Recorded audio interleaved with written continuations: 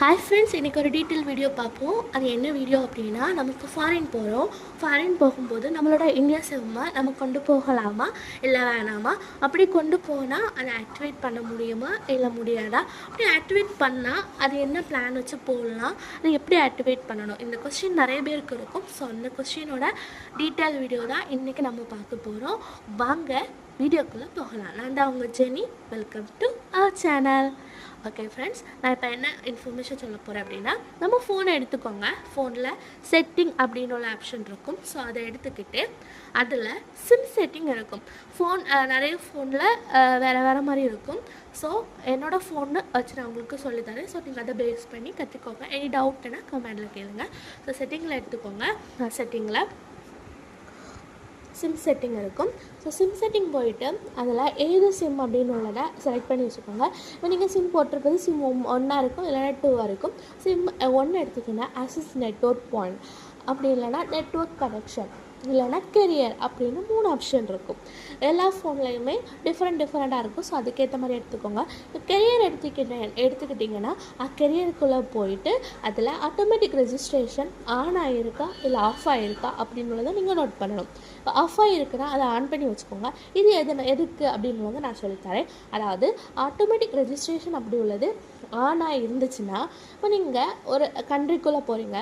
கண்ட்ரிக்குள்ளே போகும்போது நீங்கள் some wifi use பண்ணும்போது நெட்வொர்க் கனெக்ஷன் மூலமாக உங்களுக்கு ஆட்டோமேட்டிக்காக அங்கே இருக்கிற சிம், அதாவது சிம் பார்ட்னர்ஸ் இருப்பாங்கள, அவங்க கூட இந்த ஜியோ ஆர் ஏர்டெல் என்ன சிம் வச்சுருக்கீங்களோ அது கனெக்ட் ஆகும். கனெக்ட் ஆகிறது மூலமாக நமக்கு நெட்வொர்க் ஆக்சஸ் கிடைக்கும், ப்ளஸ் அந்த சிம்மோட நெட்வொர்க் கிடைக்கும்.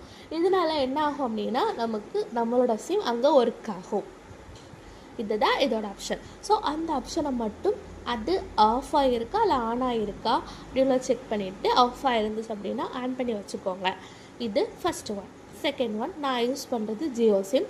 ஸோ ஜியோ சிம்மில் எங்கே ஆக்டிவேட் பண்ணுறது அப்படின்றத நான் சொல்லித்தரேன். நமக்கு எல்லாருக்குமே தெரியும், நம்ம ரீசார்ஜ் போடுறது my Jio app. So okay, so my Jio app open பண்ணிக்கோங்க. அதில் இன்டர்நேஷ்னல் ரோமிங் அப்படின்னு உள்ள ஆப்ஷனை செலக்ட் பண்ணிட்டீங்க அப்படின்னா உங்களுக்கு நிறைய கண்ட்ரிஸ் விசிபிள் ஆகும். ஸோ நீங்கள் எந்த கண்ட்ரி போகிறீங்களோ அந்த கண்ட்ரி செலக்ட் பண்ணி வச்சுட்டு, நமக்கு என்ன பட்ஜெட்டில் நமக்கு ரீசார்ஜ் வேணுமோ ரீசார்ஜை போட்டுக்கோங்க. இப்போ நான் போட்டுற ரீசார்ஜ் நினச்சா 1109 ரீசார்ஜாக போடுவேன். 28 days இருக்குது with wifi and without wifi. நமக்கு என்ன ஆப்ஷன் வேணுமோ அதுபடி நம்ம யூஸ் பண்ணிக்கலாம். ஸோ இது ரெண்டாவது.